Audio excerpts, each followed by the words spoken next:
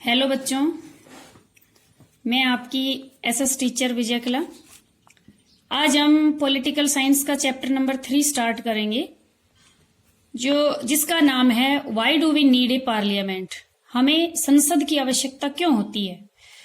तो सबसे पहले तो हमें ये जानना जरूरी है कि संसद होती क्या है, पार्लियामेंट होती क्या है। What is parliament. तो पार्लियामेंट को हिंदी में कहते हैं संसद। और संसद क्या होती है। संसद एक ऐसा संस्थान है केंद्रीय स्तर के ऊपर, सेंट्रल लेवल के ऊपर, जिसके अंदर हमारे चुने हुए जो प्रतिनिधि होते हैं वो बैठते हैं, वहां पे रूल रेगुलेशंस बनाते हैं और जिसके हिसाब से हमारे देश का संचालन होता है। जो पार्लियामेंट होता है उसके 3 अभिन्न अंग होते हैं, 3 कंपोनेंट्स होते हैं।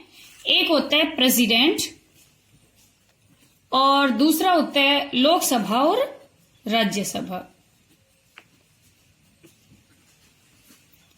इस प्रकार से तो ये पूछ लिया जाए कि हमारे पार्लियामेंट में हाउस कितने होते हैं, तो हाउस 2 बताएंगे हम, लोकसभा और राज्यसभा। और इसके जो कंपोनेंट्स कितने होते हैं, तो प्रेसिडेंट भी पार्लियामेंट के अंदर आता है, प्रेसिडेंट, लोकसभा और राज्यसभा।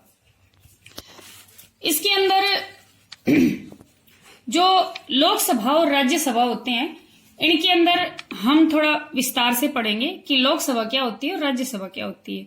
जो लोकसभा होती है उसके इलेक्शंस हमारे द्वारा से करवाए जाते हैं। हम जो भारतीय नागरिक होते हैं तो हम यूनिवर्सल एडल्ट फ्रेंचाइज के द्वारा से जो सार्वभौमिक मताधिकार होता है, हमें हर एक 18 साल की उम्र प्राप्त करने के बाद में हर व्यक्ति को जो राइट टू वोट होता है, उसके तहत लोकसभा के मेंबर्स या फिर जिनको हम बोलते हैं एमपीज, मेंबर ऑफ पार्लियामेंट, इनका इलेक्शन करते हैं।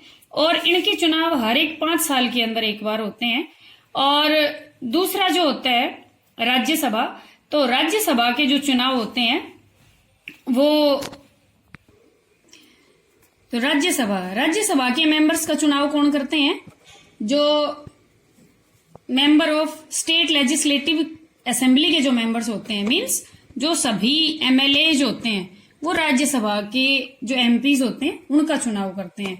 इनकी अवधि, याद रखने की बात यह है कि इनकी अवधि, इनके जो इलेक्शंस होते हैं वो 6 ईयर में एक बार होते हैं। बाकी जो लोकसभा के मेंबर्स होते हैं उनके चुनाव 5 साल में एक बार होते हैं। और सभी जितने भी बाकी सबके जो चुनाव होते हैं वो हर एक 5 साल के अंदर एक बार होते हैं। तो इस प्रकार से हमने देखा, क्योंकि राज्यसभा कभी भी डिसमिस नहीं होती इसलिए इसको परमानेंट जो हाउस बोला जाता है। और ये जो लोकसभा होती है ये कभी भी भंग हो सकती है, ये टेम्परेरी हाउस होता है हमारी पार्लियामेंट का। अब रही बात प्रेसिडेंट की, तो प्रेसिडेंट जो कि हेड ऑफ द स्टेट माना जाता है। स्टेट मीन्स, यहाँ पे मैंने पहले भी आपको बताया था कि स्टेट का जो मतलब होता है वो नेशन होता है, राष्ट्र जो मतलब होता है। हमारे संविधान के अंदर कहीं भी जो स्टेट वर्ड जो होता है वो राष्ट्र के लिए, हमारे देश के लिए काम में लिया जाता है। तो मतलब हमारे देश का जो हेड होता है वो प्रेसिडेंट माना जाता है। मतलब पहला जो नागरिक, first citizen of our country, वो प्रेसिडेंट होता है। तो इस प्रकार से लोकसभा के बारे में जो एमपीज होते हैं उसके बारे में हमने पढ़ा। राज्यसभा के जो मेंबर्स होते हैं उनको भी हम एमपीज बोलते हैं। एमपीज का मतलब मेंबर ऑफ पार्लियामेंट। और स्टेट लेवल पे जो होते हैं वो एमएलए जो होते हैं उनको बोलते हैं member of legislative assembly. Hindi में एमएलए को बोलते हैं विधायक और एमपीज को हिंदी में बोलते हैं सांसद। ठीक है, तो इस प्रकार से लोकसभा के बारे में पढ़ा, राज्यसभा के बारे में। क्योंकि हमारी पॉलिटिकल साइंस की जो बुक है उसके अंदर 6th क्लास के अंदर आपने जो पंचायती राज सिस्टम था उसके बारे में जो पढ़ा, स्थानीय जो प्रशासन के बारे में। फिर आपने 7th क्लास के अंदर आपने आप जो स्टेट लेवल की गवर्नमेंट के बारे में पढ़ा होगा, मीन्स विधानसभा के बारे में आपने पढ़ा होगा, एमएलएज के बारे में आपने पढ़ा होगा। हम इस बार अब हम नेशनल लेवल की गवर्नमेंट के बारे में पढ़ेंगे।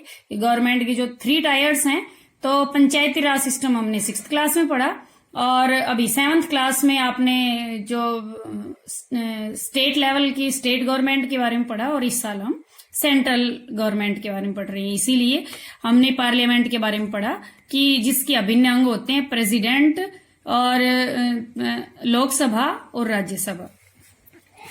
अब बात आती है कि ये तो इसके 3 अभिन्न अंग थे जिनके बारे में मैंने आपको बताया, और